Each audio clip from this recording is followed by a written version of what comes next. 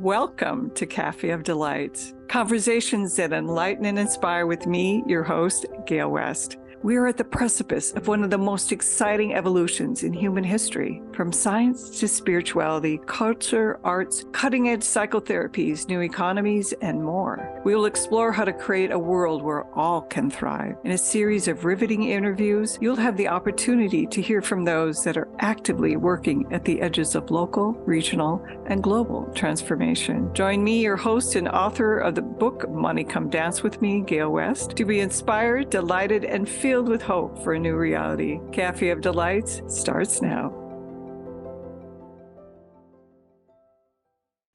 Hello, this is Gale West, and we are on the Café of Delights.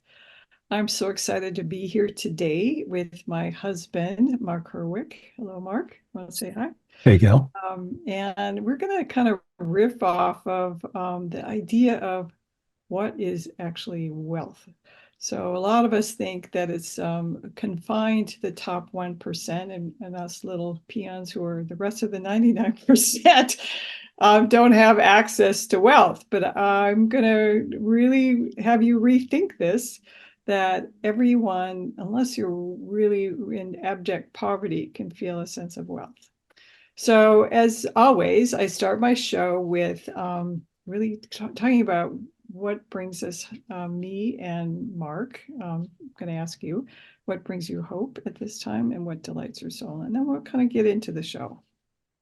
Yeah, I guess what brings me hope at this time is just the sense I have of people caring about the world in a way that, hasn't been so common before. And it's not like all people are doing that, but it feels like it's increasingly prevalent. And what delights my soul is actually at the moment, my grandson. And his name is His name is Micah. Micah. He's really sweet too. Yes, he is. And what delights my soul at the time? This time. It's spring here in not so sunny California today. And everywhere we go, it just feels like it's like, oh my God, what's that scent? What's that scent? So many flowers are blooming. I love birds of paradise. A whole bunch of them are blooming outside our patio. And it's just really delightful. I just so happy to be here in the mountains in this beauty. And what brings me hope is kind of the similar thing with you, Mark, that people are more and more caring and reaching out and taking a stand for truth and what is important. And I know that there's lots of conflicts right now, and I I'm I'm really disturbed by the many things that are happening, and yet we have to really hold a vision for the world that we want to be. And in the words of Wallace Wattles, if you it's on the end of my on my email, is this is not a bad world, but a world in the process of becoming. So one of the things I want to talk about today is the idea of wealth and what is wealth and who actually is wealthy. And I'd like to start out by when I was writing my book, Money Come Dance With Me, which is not, hello, it's not just about money, but I was thinking about the word wealth. And I was doing some Google searches like one does when you're writing a book. And I thought, well, I wonder what the origin of the word wealth is. And I came across the idea that the origin of the word wealth is well-being. Hello, that is a really interesting idea. So I looked up some common definitions of well-being, and thinking about that in terms of wealth.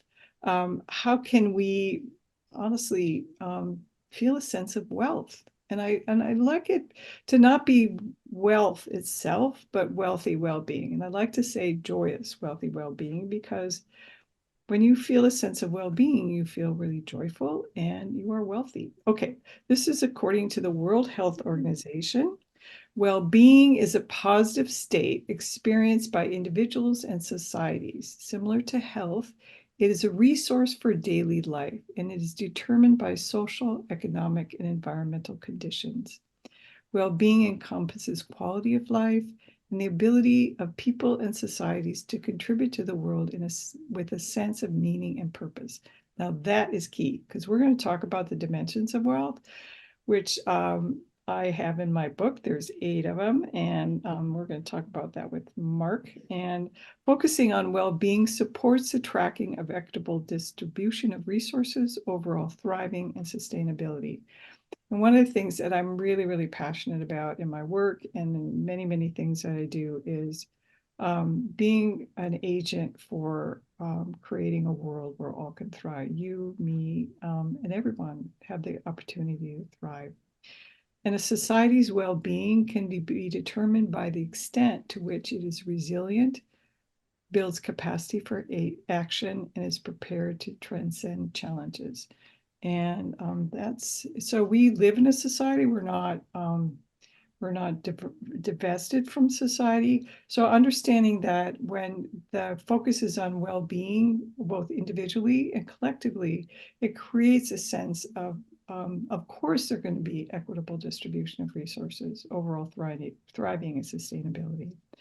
And this is, I love, love, love the Australians government definition of well-being. It is a complex combination of a person's physical, mental, emotional, and health factors. Well-being is strongly linked to happiness and life satisfaction. In short, well-being could be described as how you feel about yourself and your life. So I think I'm going to emphasize that. Well-being could be described as how you feel about yourself and your life. So if we think about the idea that that the origin of the word wealth is well-being, then how you feel about yourself and your life is intricately linked to a feeling of wealth and well-being. So we're going to come back to the idea of wealth. And Mark, do you have any comments on that? Yeah, I think a lot of times when people talk about wealth, somehow it seems to involve entitlement. And I'm guessing that's not part of your definition of wealth. No. So talk about what do you think entitlement is? So Um, people banty around that term a lot, like entitlement. What is your definition of entitlement? I don't know, divine right to do whatever I want to. Yeah, that seems like Americans' way of being. um, well, to me, it's a sense of I'm better than somebody else. I'm entitled to more than other people have. I'm entitled to have more wealth, more this, more that than other people because I am better. I have more value. I look at that as entitlement. And so a lot of people who are so many of us in the bottom 99% really resented people in that 1% because it seems that there is an overall sense of entitlement for many of the people, but that's not necessarily true for everybody. And it's important to recognize that money is just a magnifier, that who you are as a human being is not going to change when you have money. It's just going to magnify who you ultimately are deep inside and who you perceive yourself to be and whether or not you perceive yourself as entitled. So that's a really important distinction. You have anything to say on that? Um, it's interesting. I forget who I was having the conversation with, but the conversation was along the lines of um, good people are rewarded and they're wealthy, and if you're not wealthy, that means you're not a good person. And it seems like that's something that gets internalized a lot in our society. Obviously, I don't believe that. Wealth can be an accident, kind of wealth in the financial sense for sure.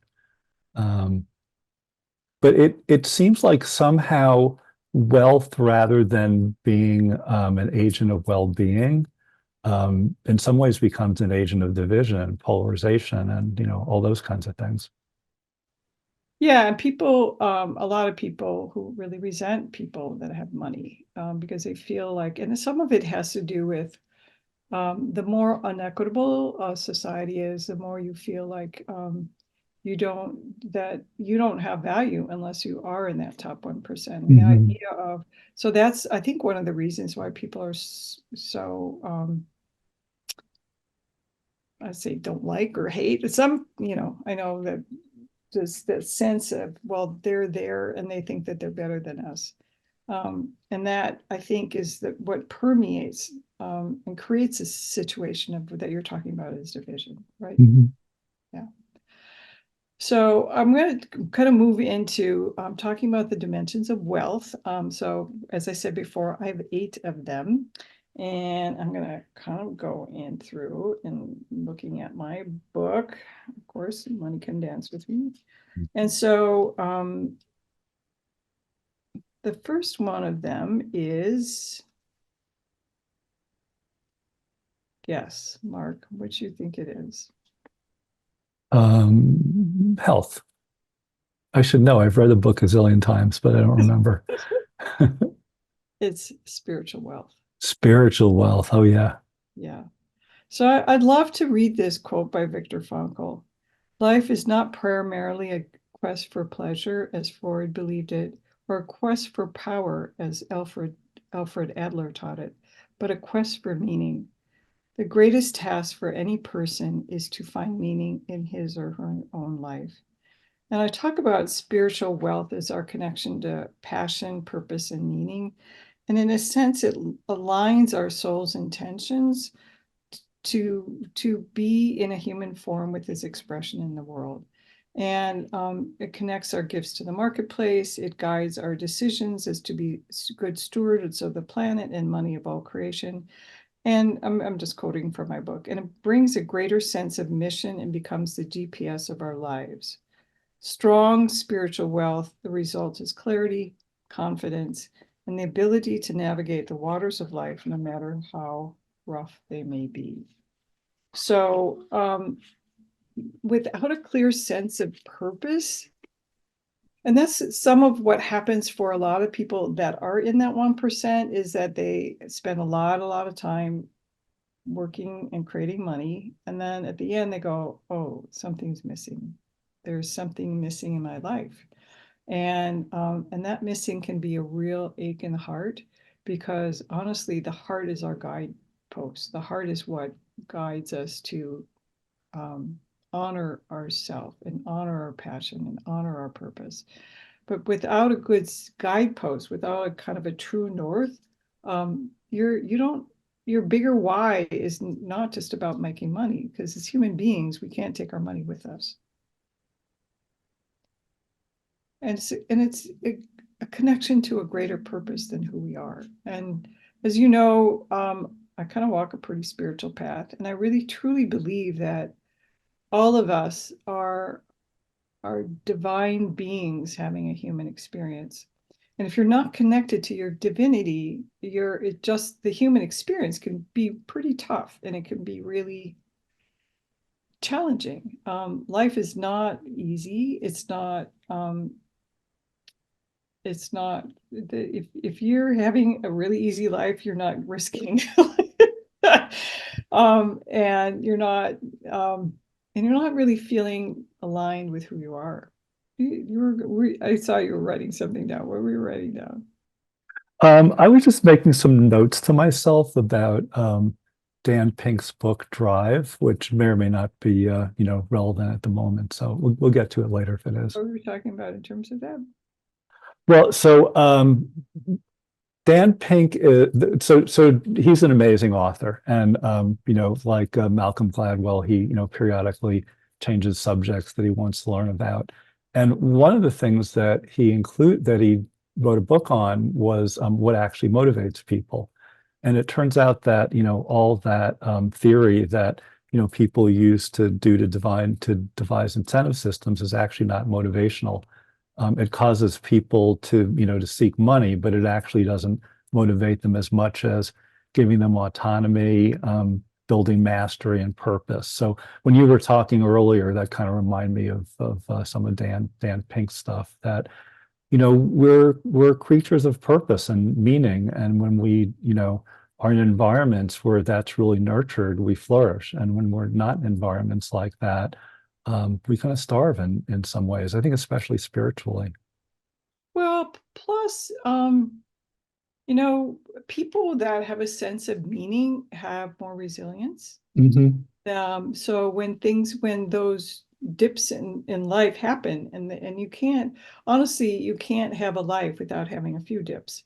But there's something that guides people to rise up above and creates that sense of resilience that people can master and feel into. There's a reason for me to be here. There's a reason that I have existence on the planet. And to me, that kind of goes back into recognizing that who we are intrinsically has value and worth. That we're not, and all creation actually has value and worth. I was just reading an article the other day that where I think it's 40 scientists signed a paper saying that they believe that all of life has sentience, meaning all of life has some kind of a connection to awareness. It may not be the awareness of a human, but has a sense of awareness. So when we really feel into knowing that we are here for a purpose, we have a mission, that can be the thing that guides us in the everyday life.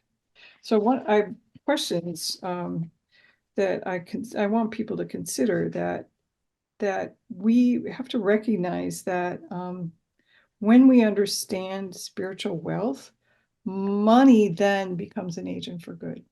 The way we're going to use money cannot be in a way that is not in aligned with caring for money and having a strong spiritual connection. Since money is a magnifier, money and spiritual wealth is a great combination. And I want to quote this from my book. What an amazing world it would be if the majority of people with a high degree of financial and spiritual wealth were a dominant force for good. And so there's a quote in the Baha'i writings, which is, when a person has reached spiritual maturity, wealth is a necessity. And that kind of is oftentimes misunderstood, but recognizing that wealth and spirituality are not separate. When we allow money to dance with us from a spiritual perspective, then the divine essence actually becomes money expressed. Makes a lot of sense. Yeah. So we're going to come back in a minute, and we're going to take a little break. And when we come back, we're going to go more into some of the other aspects of spirit, of wealth, and well-being. This is Gale West, and we are on the Cafe of Delights. Imagine if you were truly flourishing, how would your financial expansion impact the world? Author of Money Come Dance With Me, Gale West is an internationally known speaker, creative catalyst, and business intuitive at Success with Soul. Work with Gale to create a new relationship with money as your friend. Link the soul of your business to the business of your soul with programs like Sacred Money Mastery, Akashic Records of the Soul, and more. To receive a healing money meditation, go to successwithsoul.com today. Cafe of Delight, conversations that enlighten and inspire with me, your host, Gale West. Tune into transformationtalkradio.com every second and fourth Thursday at 10 a.m. Pacific. We are at the precipice of one of the most exciting evolutions in human history. On Cafe of Delights, you will hear from those that are actively working at the edges of local, regional, and global transformation. For more information on hope for a new reality, visit Gale West at successwithsoul.com. So this is Gale West, and we're back on the Cafe of Delights, and we've been talking about well-being and wealth, and the idea of that the origin of the word wealth, it comes is well-being. And we've been talking about spiritual wealth, and I one of the things I wanted to say is that is really the cornerstone of all other dimension of wealth. When you truly feel that you have value and worth, you're going to operate from a sense of integrity. how you are with money is going to be from a sense of integrity. You're going to honor your gifts. You're going to honor your talents. You're going to have a sense of resilience that will guide you as the kind of the true north or the GPS or the Siri of your soul that's going to guide you through your life. And it's something that you can anchor into no matter who you are, no matter what circumstances you're going through. And that to me is the cornerstone of all wealth, because many people, their driver is trying to prove their value and not feel like they're enough. And the more that we know that who we are intrinsically has value and worth, there is no way that anybody can take that away from you. Nobody can tell you you're better than or you're less than. Or when you feel into whether you're with somebody who is in the 1%, or you're with somebody who is a homeless person on the street, you don't feel that you have more or less value than anyone else. And that is a really, really powerful way to live your life. So once we have spiritual wealth, we're going to go on to connection. And connection and relationship wealth. So I'm going to quote this is a quote from Sandra Day O'Connor, who was one of the justices. We don't accomplish anything in this world alone. Whatever happens is the result of a whole tapestry of one's life, the weavings of individual threads from one another that creates something. So to me, so there's a word in China that has to do with relationship. That's guanxi. And in China, you can't get anywhere without guanxi. And that word literally means relationship. So where you are, how you get to anywhere in life is through your relationships. And really beginning to understand that it's the relationships that support us, that help us, that is the, once you have a sense of worth, then those relationships give meaning to our lives.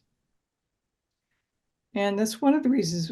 So the last person I had on my show, which was Whisper, who's a graffiti artist, was talking about being in solitary confinement for almost 14 months and how devastating that is to human beings.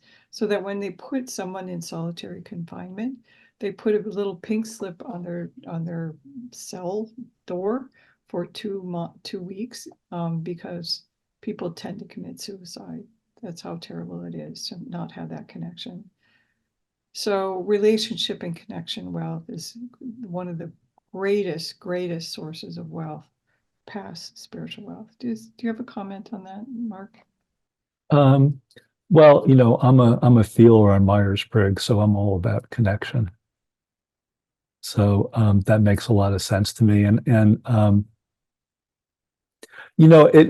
I think initially when people thought about that, or when I thought about that, it was, what can I do for someone? What can they do for me? But I think there's something that transcends that. If you kind of meld it with a spiritual dimension, that there's a way of working in concert with others on the planet, kind of this soul school that we incarnated into. And I think that it kind of adds a certain amount of magic to it.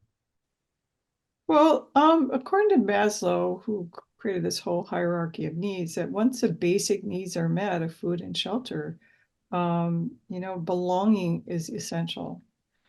That all human beings need to belong. They need to feel a sense of belonging. And one of the most painful, when I worked with people for years and years as a psychotherapist, is that when you don't feel like you belong, it feels like this empty place in your heart. And so many people don't feel a sense of belonging. They feel like, for years, I feel like I was kind of on the outside looking in, because I was really different in my family. I didn't really feel like I belonged. And so really understanding that I had to get to a place, going back to spiritual wealth, where I knew my value, and that I knew who I was. And I truly believe, and some of it is you have to belong to yourself first too. Mm. And then to really be with people that see and celebrate you, see and celebrate your essence, see and celebrate who you are, and see and celebrate the value and worth that you have. That is really, really important. And the whole thing that you're talking about giving, I was reading an article the other day that was talking about the one thing that people that are really happy do, and that they give. So money talks about, one of the things that money would told me is that the new paradigm of humanity is collaboration and generosity. And when you're generous with yourself and others, there is this giving and receiving that happens. So sometimes we think, oh, I'm giving this person, that's homeless person, some money. They're actually gifting you to allow you to be generous. Mm-hmm. And so when people go, well, are they going to buy drugs? Don't worry about that. That's not your problem. You were generous to them. They allowed you to open their hearts. And so recognizing that, when we know we're enough and we're in this sense of connection wealth, you begin to feel that sense of belonging in your place on the planet. And simple things like volunteering, belonging to a book club, all of these things, the more that you're connected, the stronger your immune system is. So if we go on to the next dimension of wealth, which is health wealth, connection helps to have more health. And when people are going through really hard time, one of the things that they say is, my friends, the people in my family help me, they've supported me. And the more that we can do that for ourselves and for others, the stronger that our immune system will be and our connections. Do you want to say something? Health is a good thing. I mean, it's really unfortunate that in our part of the world, you get more access to good health if you have more money. But I think that's a sad thing.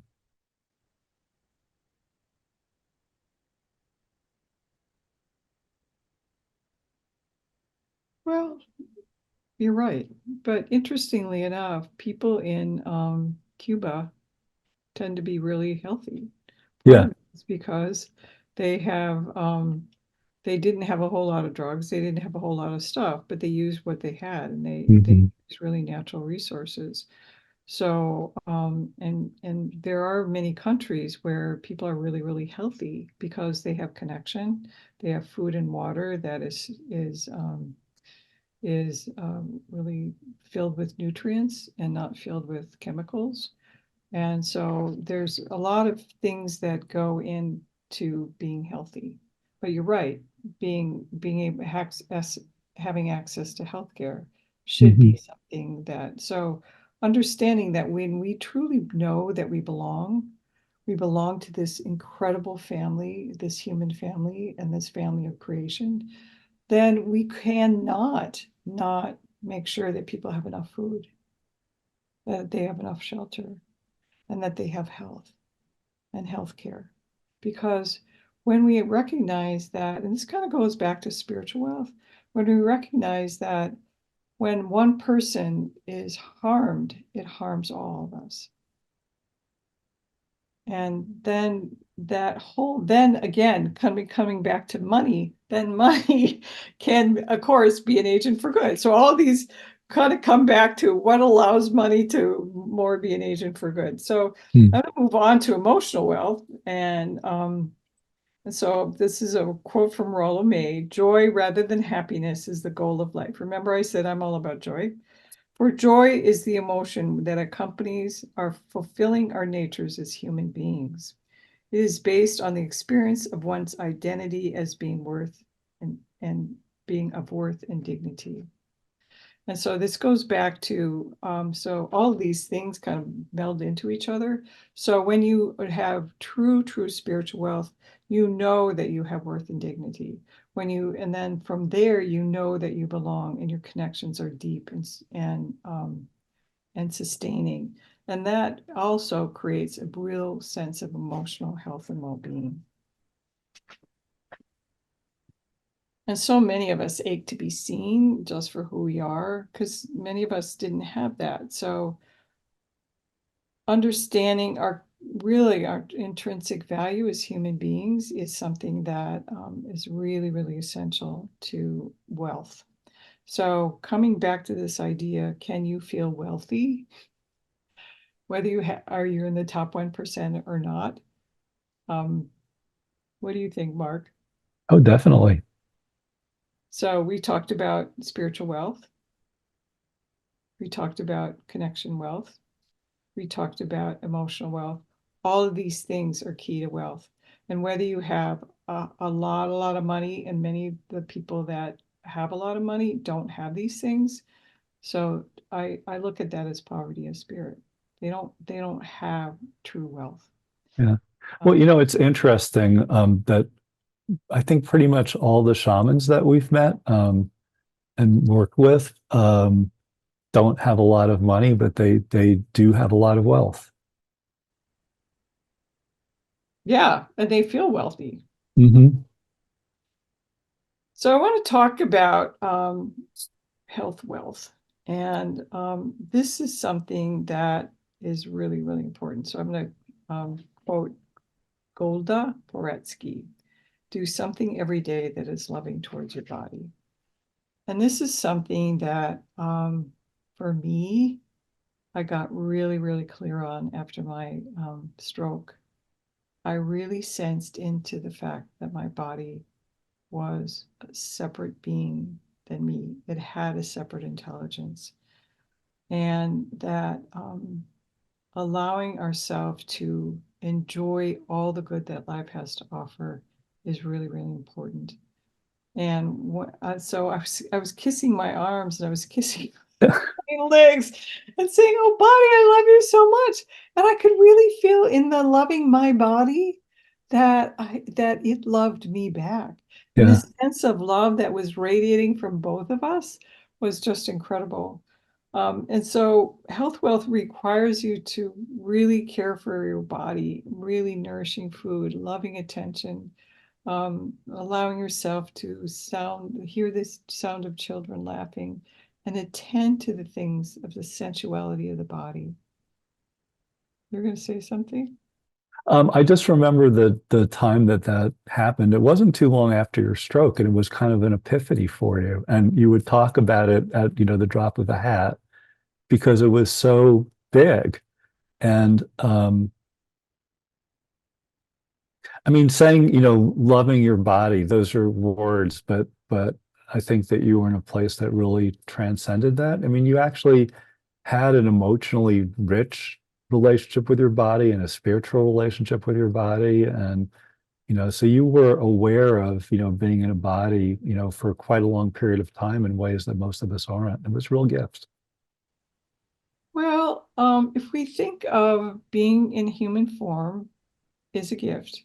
We're in soul school. We're here to develop spiritual experience, to grow spiritually, and also to help to advance an ever advancing civilization, to be of service. Then our body is an incredible temple for our soul. It allows us to be in this human experience. And so way back when I was living in China, and I'm like, what am I doing in this godforsaken place? I was having a moment of angst, and I tuned in and I heard, "You're here to learn to live deliciously." And I thought, whoa, that is really fascinating. So, what does it mean to live deliciously? Recognizing that we have these incredible senses that I think is one of the ways that we get talked into coming back into being being in a body, because when this friend of mine that was dead for a while, she said, it was really peaceful, but there wasn't anything exciting happening, and but I couldn't taste anything. Yeah. I was just in this form. So we can taste, we can smell. So thinking about this incredible fragrances that was going on right now, we can touch, we can experience. That is the gift of the divine. That is the gift of the human experience. And it's interesting, you know, the phrase deliciously. I mean, you can't experience delicious without having a body, right? And I think that's true of some of the most important experiences that we have. So I know this friend of mine that she channels, and her aunt came to her and she goes, "Oh my God, I so miss that baklava." I ache to taste that baklava. So there you go. It's, being when you get home, it's great, but you can't taste baklava anyway. So really nourishing your body, allowing it to be an agent for your beautiful, beautiful soul. And then the next one is we're going to take, are we supposed to take a break in a minute? So when we come back, we're going to talk about rejuvenation wealth, which is kind of a weird name for another form of wealth. And so before we go, I'm going to leave you with this quote from Thich Nhat Hanh. We will be more successful in all our endeavors if we can let go of the habit of running all the time and take little pauses to relax and recenter ourselves. And we'll also have a lot more joy in living. So with that, rejuvenation wealth, we're going to come back and just explore that when we return. And I'm Gale West, and I'm here with my husband, Mark Hurwich. Do you want to say hi, Mark? Hi. And we'll be back in a moment. This is Café of Delights. Imagine if you were truly flourishing, how would your financial expansion impact the world? Author of Money Come Dance With Me, Gale West is an internationally known speaker, creative catalyst, and business intuitive at Success with Soul. Work with Gale to create a new relationship with money as your friend. Link the soul of your business to the business of your soul with programs like Sacred Money Mastery, Akashic Records of the Soul, and more. To receive a healing money meditation, go to successwithsoul.com today. Café of Delight, conversations that enlighten and inspire with me, your host, Gale West. Tune into transformationtalkradio.com every second and fourth Thursday at 10 a.m. Pacific. We are at the precipice of one of the most exciting evolutions in human history. On Café of Delights, you will hear from those that are actively working at the edges of local, regional, and global transformation. For more information on hope for a new reality, visit Gale West at successwithsoul.com. So before our break, I was talking about rejuvenation, wealth, and well-being, and that's kind of a weird term for a lot of people, but I'm going to describe what it is. So I had a quote from Thich Nhat Hanh, and it's being able to nourish and rejuvenate ourselves without guilt, and that is a form of wealth, and that is a really important thing. So people say, well, I gave myself permission to go out to lunch, or I gave myself permission to take time out, like we need a pink slip to enjoy life. And I think that's so strange, but rejuvenation and free time wealth gives us the space to think, to ponder, to create, to enjoy, to nourish ourselves. So we talked earlier about living deliciously. That is the key to living deliciously. Um, uh, um, so we talked earlier about who has value and who has worth, and what has value and what has worth. And so many people are so organized around doing. And there's a guy whose name was Cloutier Rapel. I'm not saying it right. Rapaille. Rapel. How do we say that? That's French. That sounds right. Okay. He's a cultural anthropologist. And so a lot of companies hire him to find out what the culture code of certain things are. And then they create marketing materials based on that. So the culture code for work in the United States is who I am. So interestingly enough, I know there are not a whole lot of other countries where the first thing they ask you, besides what's your name, is what do you do? What do you do? So that what do you do thing is, what box can I put you in? Do you have value and worth? Are you worthy of my talking to you? But we're more than that. That's not who we are. And so we're so organized around productivity that we don't understand that human beings, we are on this world to enjoy the garden of earthly delights as a gift from the divine, which we were talking about earlier. And the ability to enjoy life, so many people think that they're lazy if they want to take time off. So I remember after my stroke, this friend of mine said, well, I'm going to do a shamanic journey and we'll see what's yours to do next. And he's drumming along and I'm doing my thing and I'm hanging out and listening to him drumming along. And he said, okay, what is yours to do next? I heard nothing. Huh. It's to be. It's to allow my being to inform my doing. So when you think about that, that's a really important thing. So it's going back to the first dimension of wealth is spiritual wealth. If you truly know who you are and what you're here to do, you're not going to worry about, and that the being, that understanding of that impulse of my heart and my soul guides me not to do all the time, but allow myself to have time to enjoy life, to give ourselves playful time. Adults need play just as much as children do. And interestingly enough, a lot of research has found that play is one of the few things that actually rejuvenates us besides the things that we take in, besides the food that we take in. You have a lot of, you like to talk about play too, Mark, right, Mark? I do. Yeah. I wrote a blog about just that once. And you're right. There's a lot of research that supports that people playing enhances creativity and well-being and all those kinds of things. And actually, there's a guy who was on the conscious capitalism circuit. I want to say Stephen Schwartz, not the remote viewing Stephen Schwartz, a different one, um, was a pretty prolific author. And he was studying athletes, and he realized that the best athletes had a cycle of working very intently and then relaxing very intently. And so used to take him like 3 years to write a book. The book that he was talking about this in took a half a year. And the way that he did it was he would give himself 90-minute of work and then 90 minutes of play and alternate that. So he was only working like 4 hours a day, but he got the entire book written in a half a year instead of three. So just, more data that play can actually promote productivity.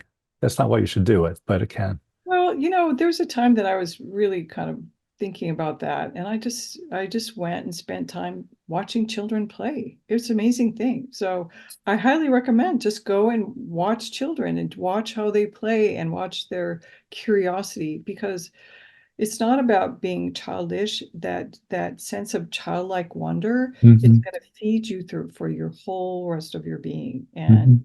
really feeling into allowing that playful part of us to begin to emerge. That little child and that playful child in you is the kind of the keys to the kingdom. So thinking about what nourishes your soul, what inspires joy and passion. So one of the things that we do, Mark and I, right, Mark, we ask each other at the end of the day, what brought you joy? What delighted your soul after we turn off the lights? And we think about back on the day, and it's really a powerful thing to do. And also to think about thinking about these dimensions of wealth, like how is your life wealthy today? Was it wealthy in connection? Was it wealthy in um, play? Was it wealthy in rejuvenation? Was it wealthy in sense of passion and purpose? So we have one more dimension of wealth, and that is environmental wealth. And that is a really interesting thing to think about. So there's a whole thing right now. There's a whole movement called um, not serotonin, dopamine decorating. Which at first I heard it, I thought, wow, that's really funny, dopamine decorating. But it's about decorating in a way that makes you feel happy. And also thinking about when you walk around your home, does it feel really good? Does it really enhance you? Does it feel like, oh, this is my home? Does it feel comfortable? That's what we're talking about. Just really allowing yourself to create an environment that feeds your soul, that feels really wealthy. It doesn't take a whole lot of money to do that. It just takes intention, time, and allowing yourself to know, what do you like to have surrounding you? Do you like things that are fluffy? Do you like things that are just beauty? Beauty in and of itself is expressing our soul. So I'm going to bring another piece of wealth in, and that's a really important one, and that's right work wealth. And there's so many things I could say about that, but when you have all these other things in place, you can pretty much be guided to express yourself. And I really truly believe that when we bring our gifts to the marketplace, it's an act of self-love and it's an act of making love to the world. And so taking time to really feel into allowing yourself to know who you are, what brings you joy, what gifts you have, and how they want to be expressed is important. Do you have something to say about that, Mark? Um, I guess I feel really fortunate around right work. But I realize in hindsight, a lot of it is just, coming from a background where I can go to good schools and, those open up doors and good jobs. So most of my work it felt like it was people that really, it was important for them to do something and make a difference. And they wanted to do it in a way that, celebrated their clients and the people that work with them. And that's a gift. Well, interesting. There's a guy that wrote a book on purpose, but it was about hiring people that have a sense of purpose as opposed to one Mhm. job. And what they found is that the more that you have a sense of purpose in what you're doing, the more that you're going to be bring your whole self to your work. And interestingly enough, they found that the people that cleaning people in the hospitals, for the most part, felt really, really, really like they had a sense of purpose for their work, and they really loved it and enjoyed it, even though they weren't making a whole lot of money. Because they were coming in, they were talking to the patients, they were making them feel better, they were helping them feel cleaning and being with them. So and so that kind of goes back again to spiritual wealth, finding a sense of purpose in all that you do. And so bringing that now full circle to financial wealth. So, one of the things I say is that financial wealth is freedom and the ease of knowing that you will be cared for and there will always be enough. That money is welcomed and experienced as a loving and generous force in your life. And I really truly believe that those who constantly worry about money, cling to it, clutch to it, and are pernicious and tight do not have financial wealth, no matter how much money they have in the bank. So a lot of the people that work really hard, that have a hell of a lot of money, but don't want to pay any taxes and to give back to society for the gifts that they're given, they have a form of spiritual poverty. They are very poor. So true wealth has no angst around money. It's a very, very generous and expansive experience. Do you have something to say about that? Yeah, I'm kind of thinking about when I was first getting to know you and sitting in on some of the work you did around money and meeting my own money guide and how I've had a pretty good relationship with money most of my life, but working with you, I realized that that relationship was a good relationship in the same way my relationship with my first grade teacher was a good relationship. I mean, I loved her. She was sweet, blah, blah, blah, blah, blah. But it's not like I would ask her out for a play date. And so when my money guide morphed from a green Michelin man to a green Betty Boop, basically it was an invitation to play more with money, spend it in ways that were maybe a little bit more risk taking or, on things that were maybe a little bit more pleasurable. And it really enabled me to relax around the money that I had. So I think what you're saying is right, that it doesn't matter how much money you have if it's um, bathed in a feeling of lack, which I think is true with a lot of people. No matter how much money they have, they feel that there's a scarcity.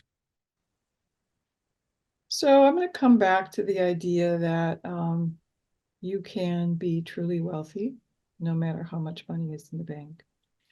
And true wealth has to do with feeling a sense of purpose, passion, and knowing that you are blessed. And for those of us who have food on the table, who have a refrigerator, who have a bed to sleep on, we're better off than 80% of the planet.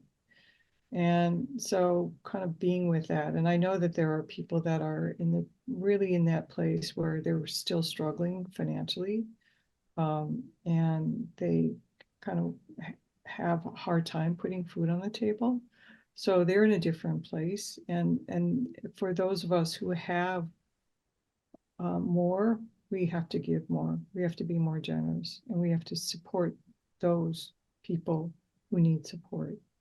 But recognizing that there are very, very many of us who are truly wealthy, and allowing money to be an agent for good, to be generous with yourself, be generous with others, and truly know that you are a gift to the world and that you are divine, and allow money to express itself in a way that is in alignment with your values and your true life, and know that you're a divine being walking the human experience. Hmm. So I know one of the things that you were going to tell people is how to hold wealth and well-being. And I think you just kind of gave the answer to that, that this new paradigm of generosity and collaboration is something that, money is inviting us to have that relationship as well. And to really feel into it's important to recognize that when we feel into that money is one aspect of wealth, Mm-hmm. and feel into all the ways that you're blessed and all the ways that you're wealthy and all the ways that you have well-being, then truly you will know that you have wealth. And no one can take that away from you. Yeah. And, being human, we'll be aligned with that, and then we'll get misaligned, and then we'll realize we're misaligned, and we'll get realigned with that. I mean, that's just kind of the dance that we have. Yeah. And so we have a couple minutes left. Do you have any last words, Mark? I think I've used up all my profundity already. So I encourage you to, at the end of the day, really ask yourself and write it down. How is my life wealthy today? And when you start feeling into the feelings of wealth, you will automatically attract more.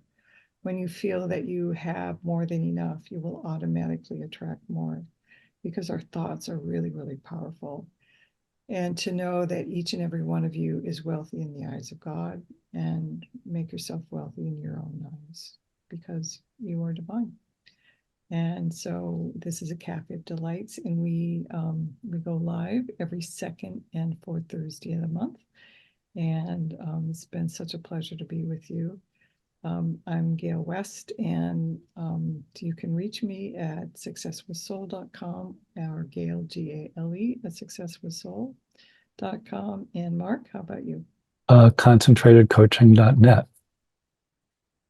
And we're so happy to have you here and really feel into you have value and worth just because you do two things. You breathe in and you breathe out.